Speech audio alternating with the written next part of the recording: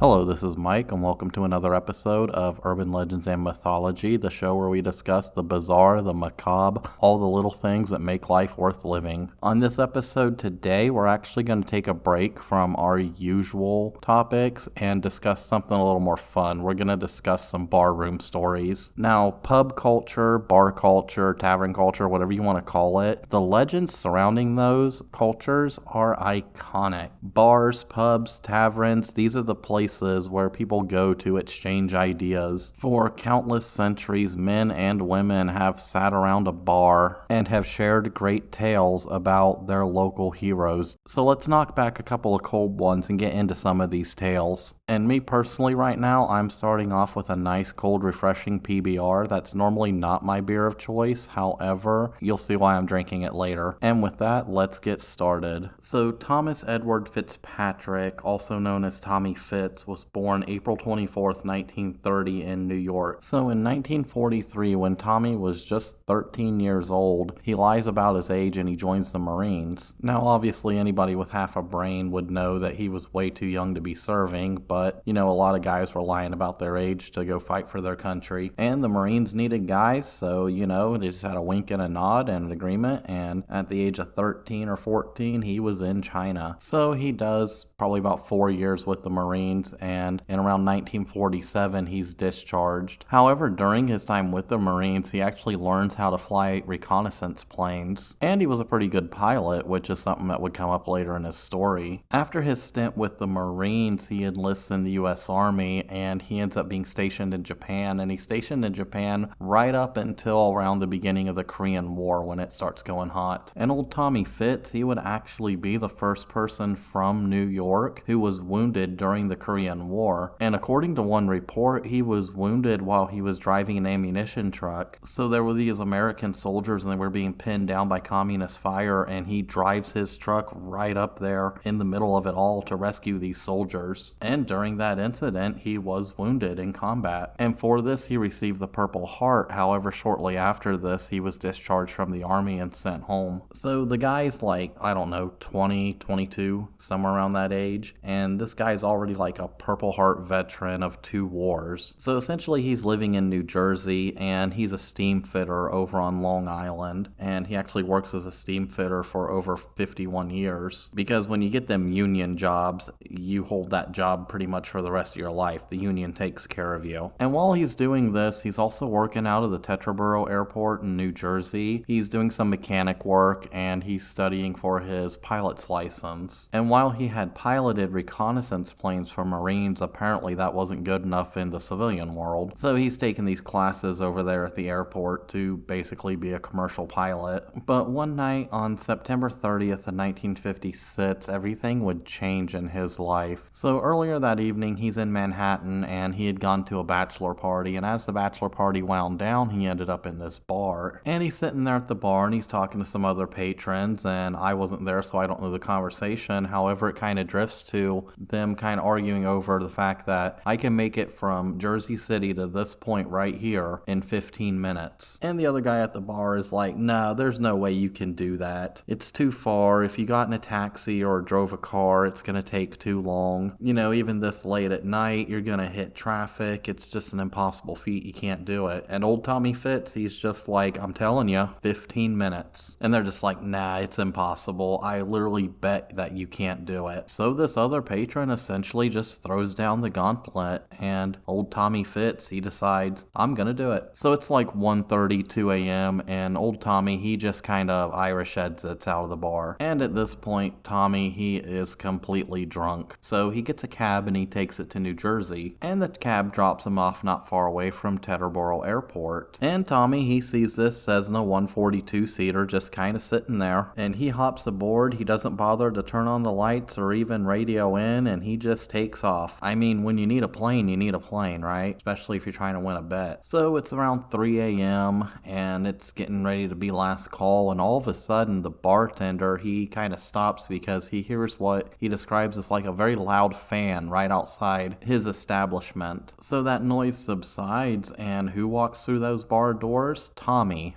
and he says 15 minutes. He essentially landed the plane in, it's not really downtown Manhattan, it's kind of the north part of Manhattan, about as far north as you can get in Manhattan. But he lands this plane right there in the street, taxis it over, parks it with absolutely no damage to the plane, no damage to the many buildings that are around, no damage to any vehicles that are around. And the patrons, they just go wild. They're astonished. They're like, oh my God, I can't believe he did this. And for those who are like, well, what's the big deal? He landed the plane on the street. If you actually like go to Google Maps and you go to like Street View and look at where he landed, this is no easy feat, even in the 1950s. They said it was like threading a needle because he had to weave in between buildings. He had to like, not get hit by a passing car. And let me remind you, this guy had been out drinking all night and he was drunk. He was blitzed out of his mind. And it was essentially a perfect landing. So, the patrons at the bar, they're like, yeah, Tommy, you did it. They're giving him beer. They're slapping him on the back,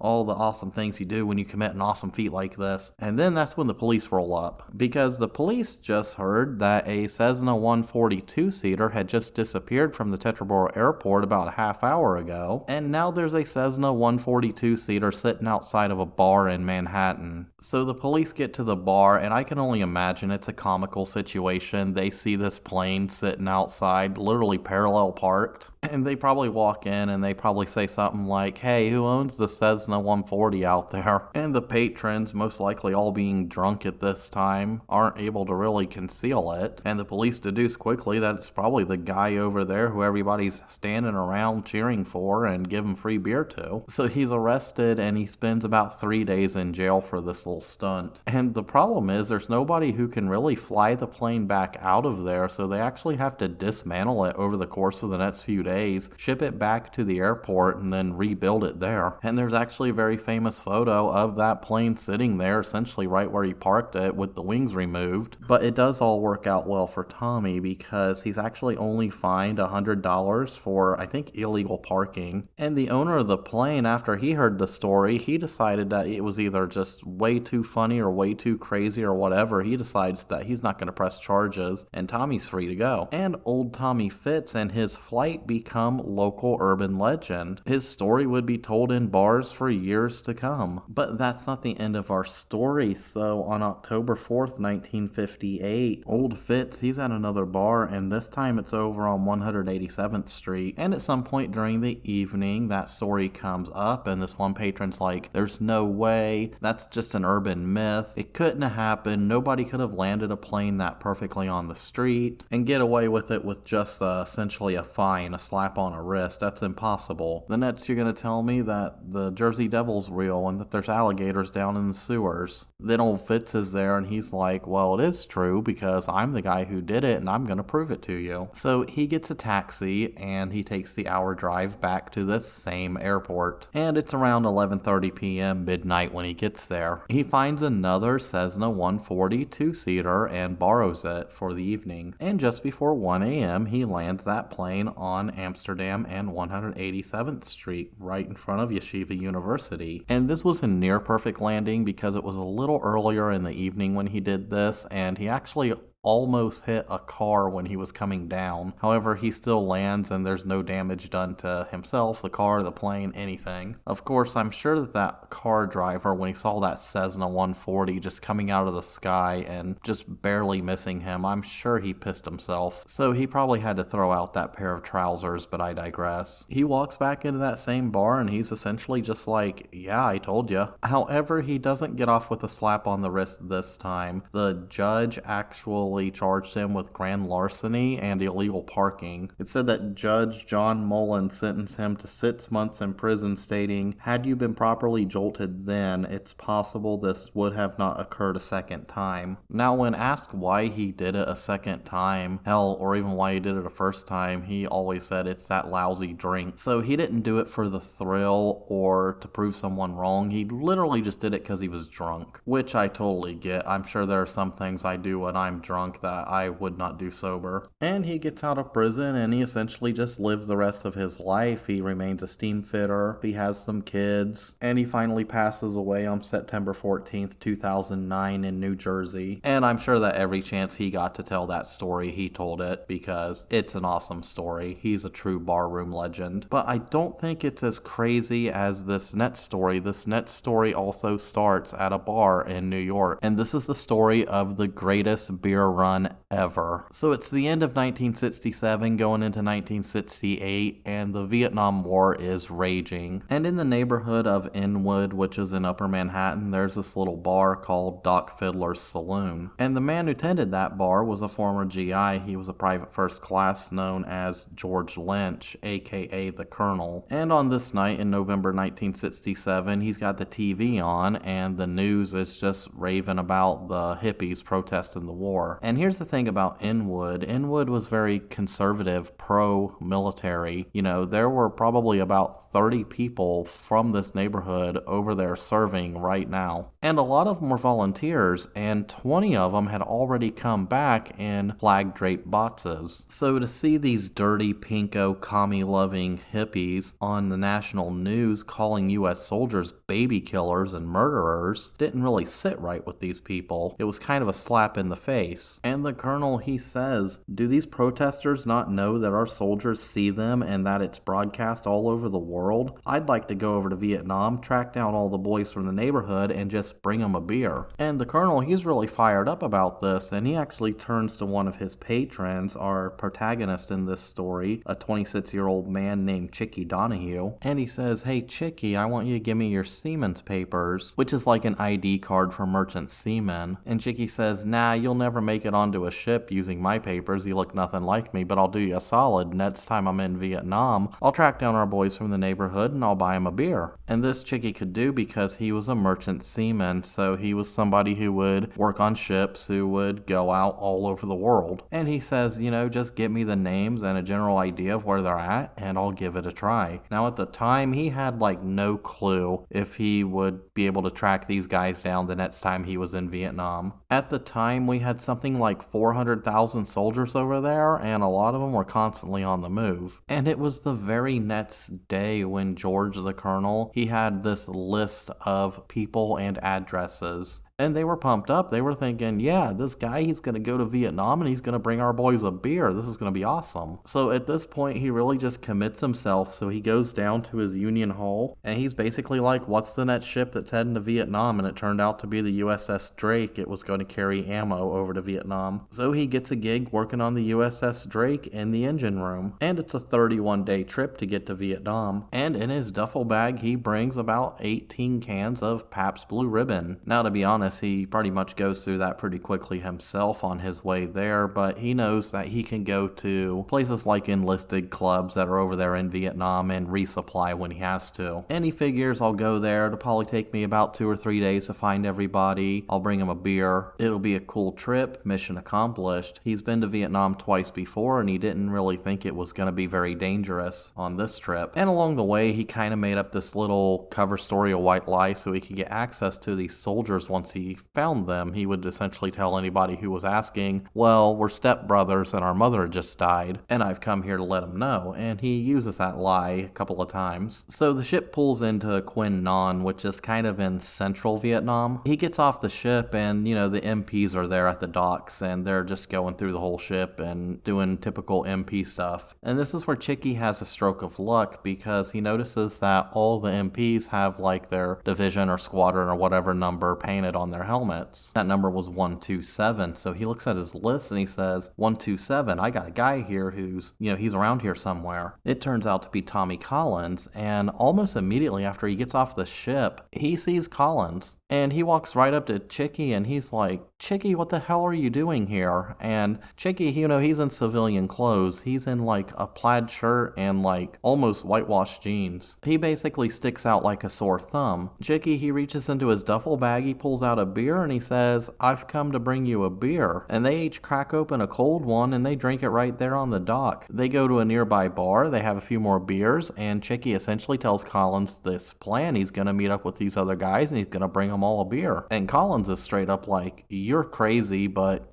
go for it. So they're drinking in this bar and they're having a good time. And at one point, this lieutenant comes up to him and he starts going all lieutenant and giving him a hard time. And, Chicky, he's just like, back off, dude. I'm not in the military. I'm a civilian. You're not the boss of me. And for some reason, the lieutenant just assumes that he's a CIA operative or something, so he leaves him alone. Next, this big old Texan walks in the bar, and Chicky notices he's wearing a patch of the 1st Air Cav. And Chicky's like, oh my god, that matches my list, a guy named Ricky Dugan. So he goes up to the Texan, and he gives him that story, hey, he's my stepbrother, our mother just died, is there any way I can hitch a ride up there to see him? And the big Texan dude, not really questioning anything, said, yeah, be at the tarmac at 0800 and we'll give you a ride. So he gets on the plane at 0800 and they fly out, and they literally fly out to the front. So he gets off this flight and he kind of heads towards the barracks, but at this point his luck had kind of faltered because he had heard that they had just moved out and there was another flight they could catch. However, they had to catch it real fast, so he hitched a ride with this other guy. And as he's sitting there telling this driver that, yeah, I'm here in Vietnam, I'm bringing my buddies a beer, guys from Inwood, the guy kind of stops the Jeep and he's like, wait, I'm from Inwood. I'm Kevin McClown. I've been working here as kind of a civilian contractor for the last few months. So right then and there, they crack open a beer before speeding off to the airfield in order for him to catch this next flight. And what happens next is actually kind of humorous. He gets off the plane and he has to take a piss because, you can't take a piss on these planes. So he's over there in the tall grass taking a leak, and then this big old sergeant comes up to him and says, hey, what are you, some kind of animal? You're in the real world now. What are you doing? And the sergeant, he goes on and he says, well, who the hell are you? And he says, well, I'm looking for Ricky Dugan. And for some reason in Chicky's mind, he's thinking, this is a guy I can be truthful with. I think he'll get it. I'm looking for him because I told him next time I was in Vietnam, I'd bring him a beer. And the sergeant's all like, what? You're fucking crazy. What the hell? So Ricky, he's out, digging foxholes on the front, and he gets a message over the radio, hey, come back here to the inner perimeter. And this is sketchy territory. This is literally the front line of the war. So he makes it the 500 yards or whatever back to the inner perimeter. And he's all like,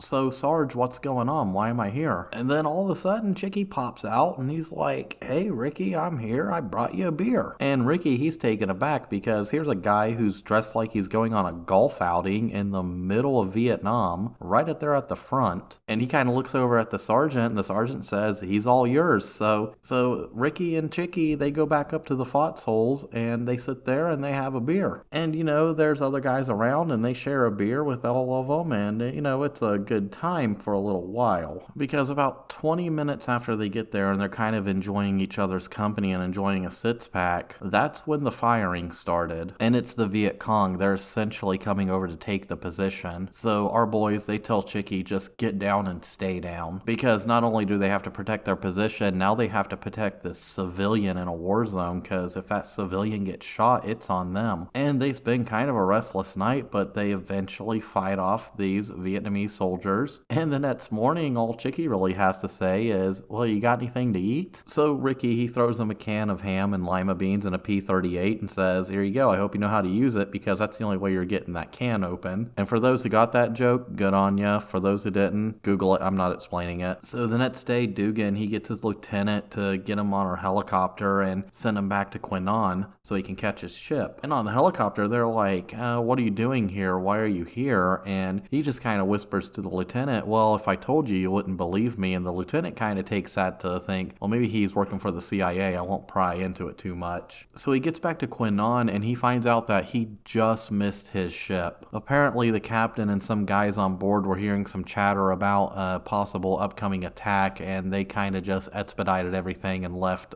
as fast as possible. So now Dugan, he's stuck in Quinnon, an American civilian in a war zone. However, he's not really thinking about how do I get back. He's thinking, well, I've got 2 other guys on my list. I'm going to go bring them a beer. So after this, he actually meets back up with Ricky and they arrange a helicopter ride to Saigon. So while he's in Saigon getting everything sorted out, he's like, well, I still have Bobby on my list. I got to go find Bobby. So while he's in Saigon, he finds out that Bobby's outfit area is up in Long Binh, which is about 25 miles north of Saigon. And this is essentially an ammo dump, and there's just a ton of U.S. ammo there. So he hitches a Jeep ride up to Long Binh, and he gets to the gate, and he gives the guy at the gate his story. Yeah, I'm his stepbrother, our mother just passed, blah, blah, blah. And he convinces the guard to let him in, and he meets Billy Pappas, and he goes, holy shit, I heard you were over here, but I didn't believe it. So they go over to the NCO club, and they have a beer, and they actually party for 5 or 6 days, and at some point, Billy says, where have you been recently? And he says, well, I've been in Saigon. And Billy just kind of pauses, and he says, Saigon, I hear they got hit really bad, because this was probably just a few days after the Tet Offensive. He was there during the Tet Offensive in Saigon. And Chicky, he just kind of plays it off. He's like, nah, it wasn't really a big deal. All that was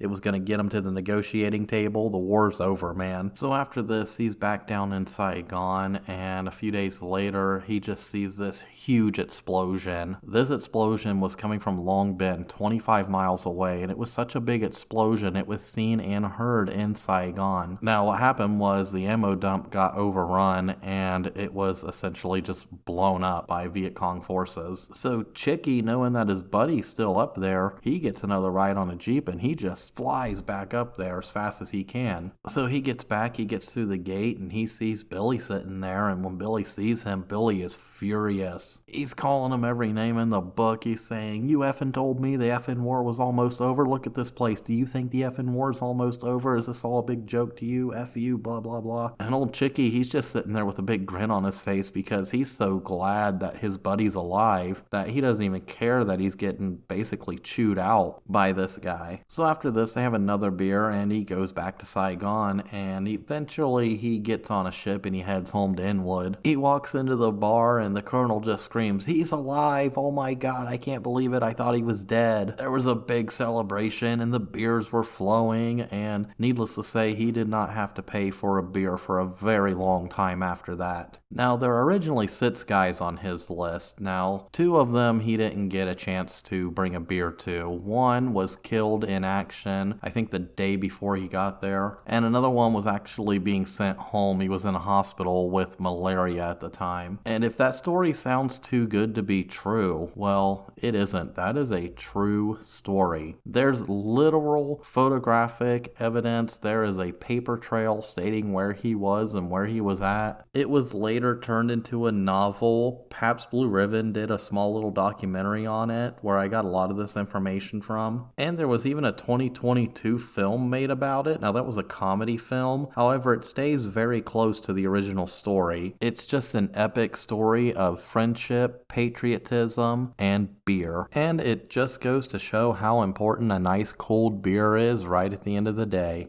Beer is truly the glue that holds our society together. It brings out the best of us, and for some people it brings out the worst of us, and for some people it just brings out the crazy in us. But that is all I really have for you today. So once again, this is Mike. This is Urban Legends and Mythology. And if you like the show, please feel free to hit that follow button or subscribe or whatever it says. Check out the socials, the Instagram, the Facebook, in the YouTube page. I don't really do much with the YouTube page, but if you want to follow it, feel free. Share it with your friends and just keep spreading it around to new people. Why not? Recently, I was just looking, and this podcast has been listened to in Brazil and in Saudi Arabia, so shout out to the people listening in those countries. I truly appreciate everything you guys do to support the show. It really keeps me motivated to keep doing this in the future, and on that note, I will see you guys in the next episode.